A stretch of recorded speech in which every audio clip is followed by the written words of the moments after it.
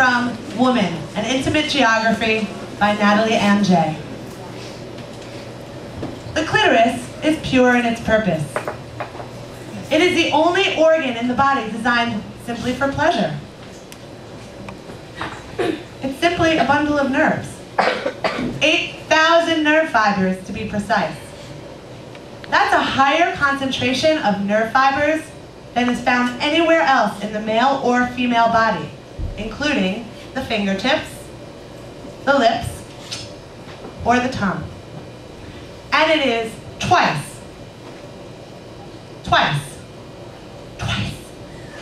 the number found in the penis. Who needs a handgun when you've got a semi-automatic?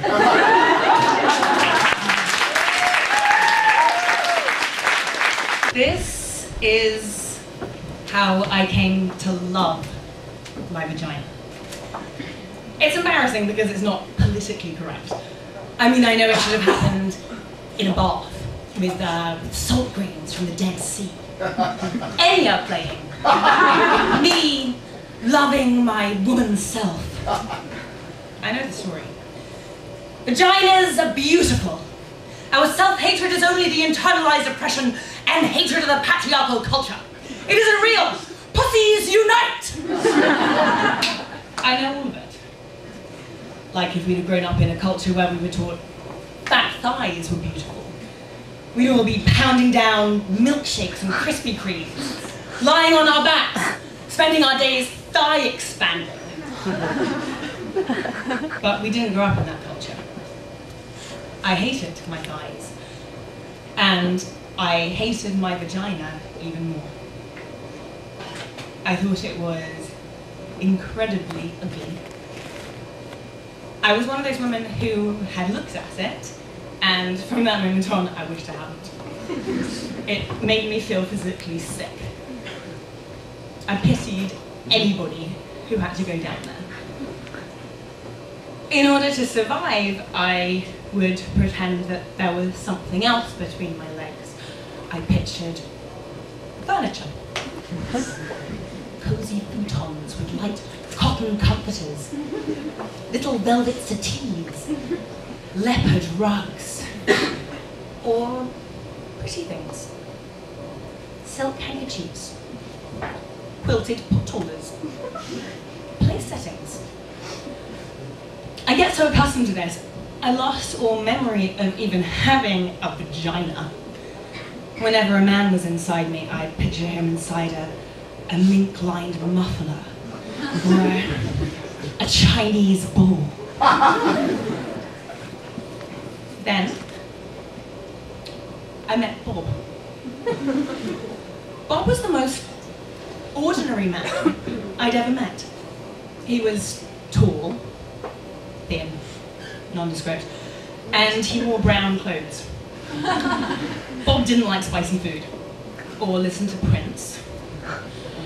He had no issues or problems. He wasn't even an alcoholic. He wasn't particularly funny or articulate or mysterious. He wasn't mean or self-involved. He wasn't charismatic. He didn't drive fast. In fact, I didn't particularly like Bob. I would have missed him altogether if he hadn't have handed me back the change that I dropped on the deli floor. As he picked up my quarters and pennies, his hand accidentally touched mine, and something happened. I went to bed with him. And that's when the miracle occurred. Turns out, Bob loves vaginas. He's a connoisseur. He loves the way they feel, the way they taste, the way they smell, but most importantly, he loves the way they look. He had to look at them. The first time we had sex, he told me he had to see me. I'm right here, Bob, I said. No, you, he said.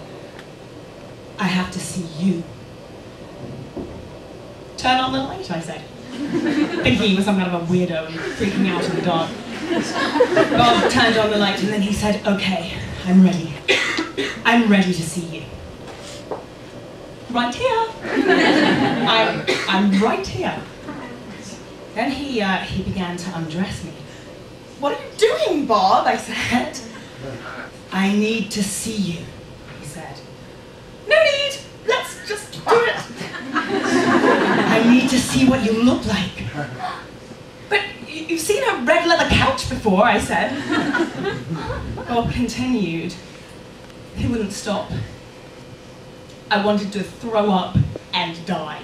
This is awfully intimate, I said. Can't we just have sex? No, he said. It's who you are. I need to see you. I held my breath. He looked and looked. He got all breathy and his face changed.